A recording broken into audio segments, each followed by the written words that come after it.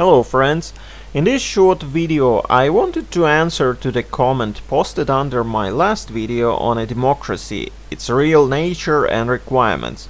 So the comment was, quote starts, "The Freemasons partly caused the Italian Risorgimento, which was a liberal revolution in the 1860s that essentially deposed the monarchy and turned it into a liberal democracy.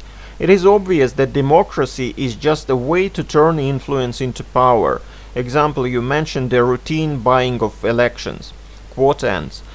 As the whole video was dedicated to differences between formal, let's say procedural liberal democracy of isolated political classes and the real democracy of the people, I think the example of Freemasons is actually a very good possibility to add a couple of details here.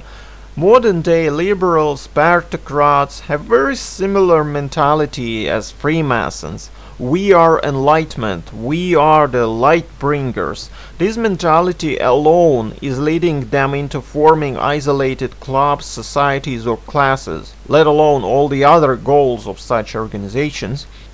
Behind their talks about freedom and enlightenment hides huge ego and willingness to make other people listen to them in awe and believe them without doubt. This is why at the end of the day they end up hating common people who have rejected their enlightenment. From here originates their hate towards traditional hierarchies and institutions.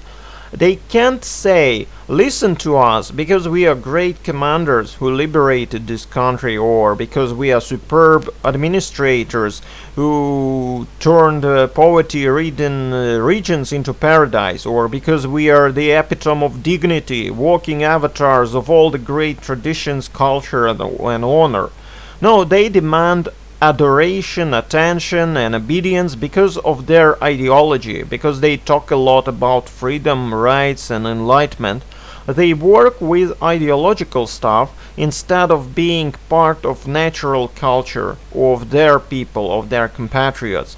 This is why even if they don't have openly hostile or sinister plans, they still tend to end up with socialist systems, with a lot of powers in hand of bureaucracy, in order to have possibility to shape those ungrateful ordinary people. And this is why, despite all the talks about freedom and democracy, they are essentially anti-democratic powers who hate any expression of real democratic spirit, expression of real will of the people. Add to this their tendencies to form isolated societies, disloyal towards main culture and religion, and you have epitome of anti-democratic approaches. And then they just hide behind procedures and formalities, just like, for example, current Euro Commission does. They talk so much about democracy while they suppress any possibility to be influenced by actual democracy. A lot of people who claim to be proponents of democracy just want to be in charge of silent herd. They want to be praised as leaders, and at the very moment when they realize that they are not praised, or that there are some other leaders or religion or ideology or cultural traditions that might steal powers from them, then suddenly they turn into elitist tyrants. So yeah, talking about democracy, fighting against monarchy or whatever, this never gives you any guarantee that you will get actual democracy. So that's it guys, subscribe, like and spread the word on social networks, and have a nice day.